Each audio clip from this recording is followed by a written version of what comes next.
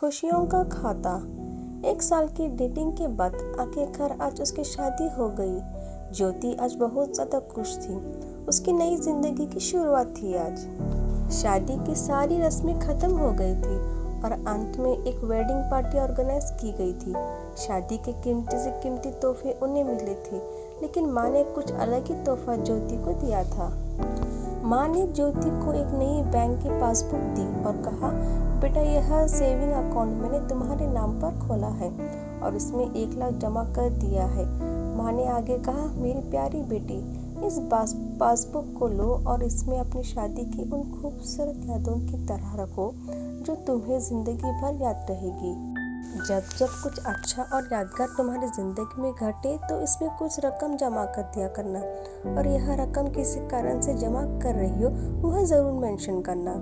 जितनी ज़्यादा खुशियाँ का दिन होगा उतनी ज़्यादा पैसे तुम इसमें जमा कर सकती हो।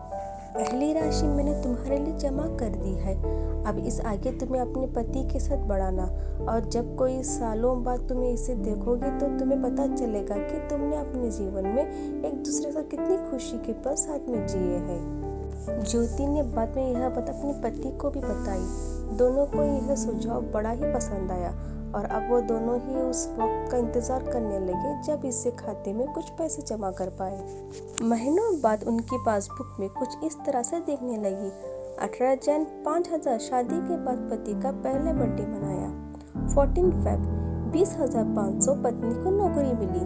22 में 30,000 वैकेशन शिमला में। 7 जून 40,000 पत्नी प्रेग्नेंट हुई। 14 जुलाई 50,000 पति को प्रमोशन मिला और ये सिलसिला आगे बढ़ता रहा।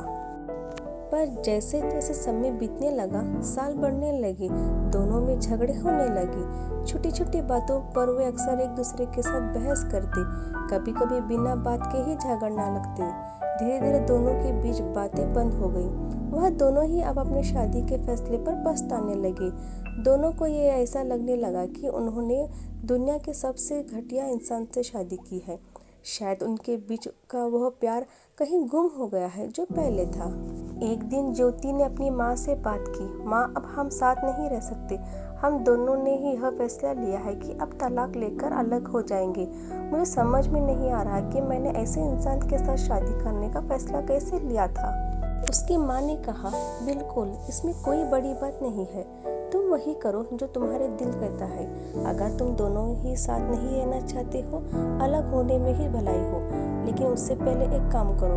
तुम्हें वह पासबुक याद है जो मैंने तुम्हारी शादी के टाइम दिया था? सबसे पहले उस खाते में जमा सारे पैसे निकालो और उन्हें खर्च कर डालो।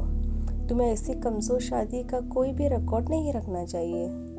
ज्योति अपनी माँ की बात से सहमत थी, इसलिए वह वहाँ से सीधे बैंक चली गई और बैंक में लाइन में लग गई ताकि उसे अकाउंट को बंद करवा सके। जब वह लाइन में खड़े होकर इंतज़ार कर रही थी, तब उसने एक नज़र उस पासबुक के अंदर लिखे रिकॉर्ड्स पर डाली। उसने पढ़ा और पढ़ा और पढ़ते रह गई। वह सारी खुशियाँ, आनंद के पल जो उसने अपने पति साथ जिए थे, सब उसके आंखों के सामने आ गए और उसके आंखों में आंसू आ गए। वह तुरंत वहाँ से निकल गई, अपने घर पहुंची। ज्योति ने घर पहुंचकर सबसे पहले वह पासबुक अपने पति के हाथों में रखी और बोली कि तलाक लेने से पहले इस खाते में जमा सारे पैसे खर्च कर दो और इस खाते को बंद कर दो। अगले दिन पति बैंक गया और खाता बंद कराने के लिए लाइन में लग गया। जब वह लाइन में अपने नंबर आने का इंतज़ार कर रहा था, उसने एक नज़र उस पासबुक पर डाली और पासबुक के अंदर लिखे रिकॉर्ड्स को पढ़ा और पढ़ते ही रह गया। भूतकाल में अपनी पत्नी के संग जिए वह खुशियों के पल, वह सुंदर यादें, वह प्यार के पल उसकी नज़रों के सामने किसी मूवी की तरह झलने लगी। थोड़ी देर बाद वह भी बैंक से निकला और सीधे घर पहुंचा। घर पहुंचकर पासबुक उसने ज्योति के हाथ में रख दी। ज्योति ने जब उस पासबुक को खोला और देखा, उसमें एक नई एंट्री 5 लाख की थी और उसमें उसका कारण के रूप में लिखा था, यह वह दिन है जब मुझे यह एहसास हुआ कि मैं तुमसे कितना प्यार करता हूँ और यह भी कि तुम्हें मेरी ज़िंदगी में कितनी खुशियाँ लाई है। दोनों एक दूसरे के गले लग गए, खूब रोए और उन्होंने उस पासबुक को संभाल कर तिजोरी में रख दी।